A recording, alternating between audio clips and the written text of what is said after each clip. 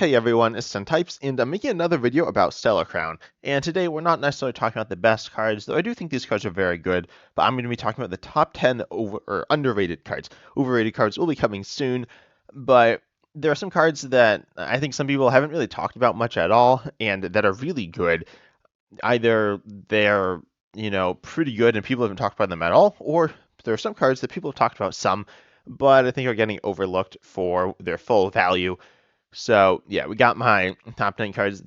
I was originally going to rank these based on power, but then it ended up being kind of a weird list. So now they're ranked on how underrated I think they are. It's a little weird, but you'll see. And this is from the expansion Stellar Miracle / Stellar Crown. Well, Stellar Crown does have a lot more cards than Stellar Miracle. I think all the cards from Stellar Miracle, or sorry, the cards from Stellar Crown, not from Stellar Miracle, are not good. They're yeah, they're just bad. So, Pokemon has lots of underwhelming cards in their sets, and then they sometimes just push them off because like no one wants them. And so now we're getting all of them, right? So, not exactly ideal, but also I think this set's really good, so it doesn't matter too much. The good stuff far outweighs the bad. So, anyways, let's just hop right in to number 10, which is going to be Slowking.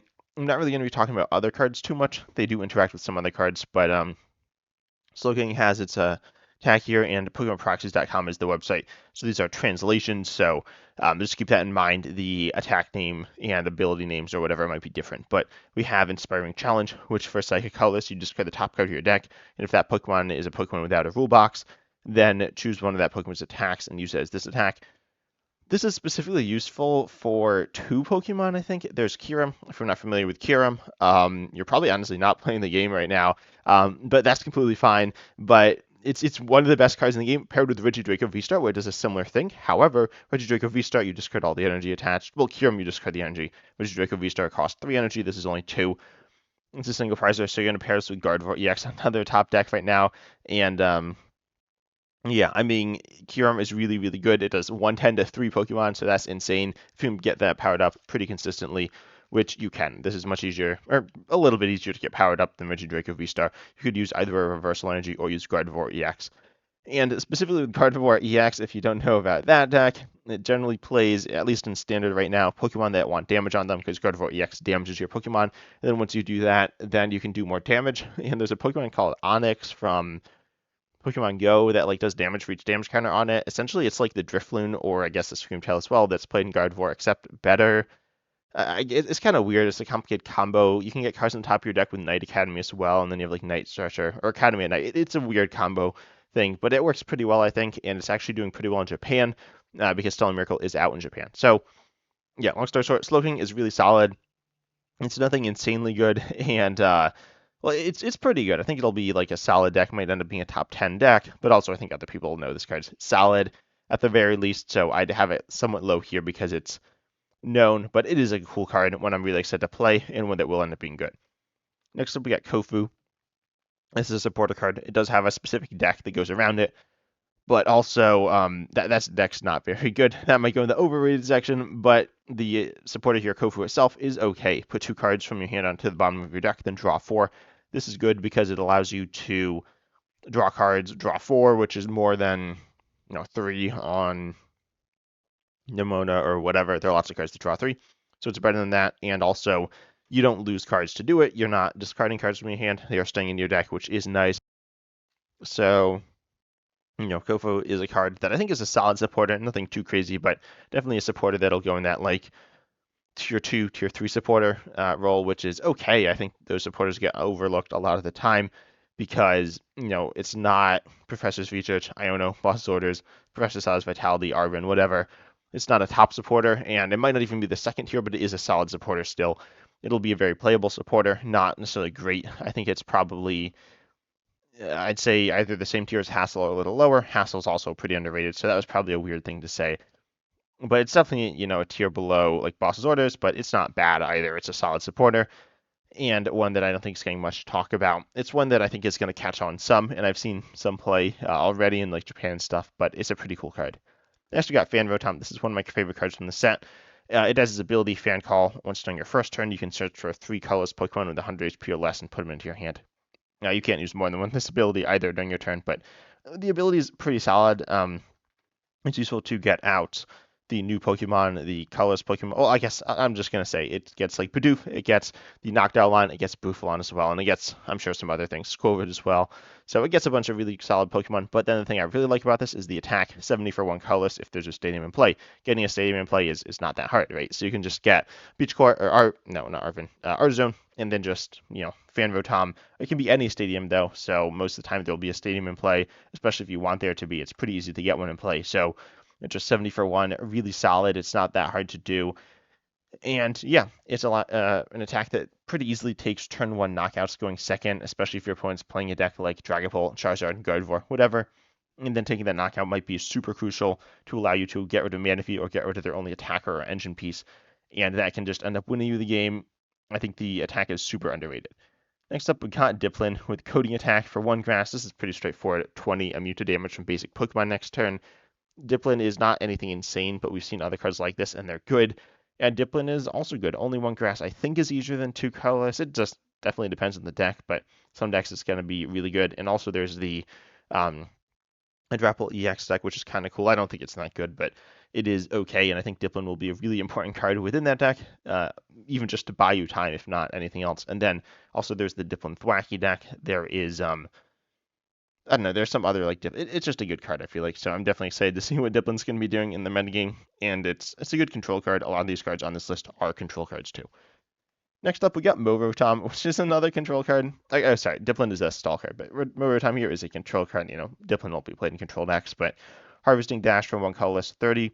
Before doing damage, discard all Pokemon tools and special energy from your opponent's active Pokemon. Discarding tools is okay, but there are probably better ways to do that. I'd say Klefki would be better, but anyways, discarding all special energy. This is really good against Lugia, but it's also good against, honestly, just a lot of different situations. 30 damage is not that much, but if you want to boost it up with like Defiance Band or whatever, this can be damaging Pokemon to like one-shot them in Gardevoir, which could be nice.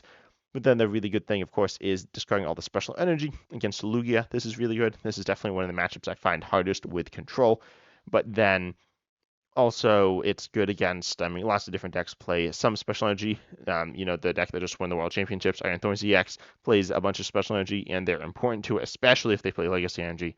But I think Movotom is a really solid tech attacker in different decks, but especially in control decks, it's super solid, and I haven't heard much talk about it. I've heard people say it's bad, but it's not that bad. Next, we got Iron Boulder. This is a it's a psychic basic Pokemon, 140 HP. It does 170 for 2, but you need to have the same number of cards in your hand as your opponent. The reason I like this is I think it's pretty good in Gardevoir EX as an attacker that has higher HP. 140 is really solid for a basic, not insane. The big issue, you accelerate 2 energies to down to presumably 100 HP. If you attach one from hand, then you're only down to 120. But Iron Boulder, I think, is really nice because its attack here is just solid damage, and it's cheap, right? So it's an early game attacker in Gardevoir, and Gardevoir is pretty easily able to get to the same hand size as your opponent. I feel like you can thin your hand just generally in standard. You can thin your hand pretty well, but then Gardevoir can grow its hand with the Curlias and stuff like that. So I think Iron Boulder is a super solid attacker. It's kind of fun as well. I like attacks like this, matching hand sizes, but I definitely think this card could end up seeing some play, and I haven't heard any talk about it at all. Also, it's future, so you could do some fun stuff with that, but I don't think it'll be so great for that use.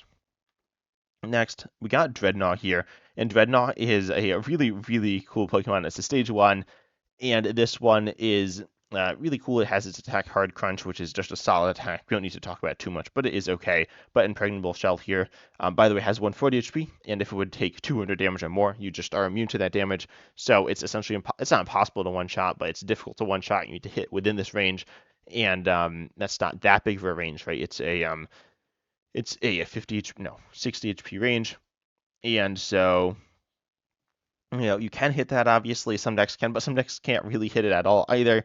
So it's a pretty solid Pokemon against a lot of the metagame, I feel like. So a lot of decks will struggle to do this, to like beat this, and so this is a really solid wall. It is a stage 1, but it's a really nice wall, and a lot of the walls we see in the game right now, there's a bunch, right? There's Mimikyu, Corstomass, Ogre, Pontiacs, things like the Diplan or equivalents for Giraffe EX is similar, but then you have there's a Staraptor, but the big one is going to be Northern EX, and then I'm sure there's a bunch of other walls that I'm forgetting because there's a lot. And then there's stuff that like Ability Lock, but Dreadnought is definitely something that is really, really solid, I think. and you can put it in any deck, and it's just a solid wall. As I said, a lot of decks can't really deal with it. Some decks can't deal with it at all, but a lot of decks struggle. Will have to do some weird workarounds. But Dreadn, I think, is a really, really fun Pokemon that I'm excited to see. It's not like a complete shutdown card that's going to auto win you games, but it will be really difficult for your opponent to deal with. Next up, we got another high HP Pokemon with Perior here. 200 HP is just a lot of HP for a single prize array. I feel like people just overlook this, and I've talked about this card a lot. Then you have Wide Ball, which says whilst. I always forget it says whilst. I don't think it's going to be translated that way. But once in the active, whenever your opponent places a Porter, prevent all effects of that card done to your Pokemon in play. This is going to stop boss's orders. Also, do Revise Charisma or Team Star Grunt. I think on the podcast, Uncommon Fossil mentioned it. I was like, I completely forgot that card existed, but it would stop that. Energy disruption on supporters, Giacomo, and I'm sure there are other things that's stopping, but the big one is boss's orders. So your opponent can't boss around this. It is a stage 2, so this is essentially the same ability as Diancie. I don't know if it's the same or a little bit better, but it's pretty much the same. But Diancie is a basic, so that's better for that use case. But then you have the high HP, so your opponent won't necessarily be able to one-shot it, but they might. But then you have an attack that's 180 for Fire Colorless, discard an energy from your opponent's active. This is solid one-shotting or two-shotting most things. I mean, it's two-shotting pretty much everything. I can't think of too many things it's not, unless your opponent has something pretty crazy going on. And discarding energy from your opponent's active is annoying. So this is a solid control/stall card that does a bunch of different things, and I think it's pretty versatile, and being able to pay it with just one reversal is nice. You will be up on prizes at some points, but not most of the game, so you can use this just to annoy your opponent. You pair this against Charizard EX, they're just like flailing around trying to figure out how to deal with this Pokemon.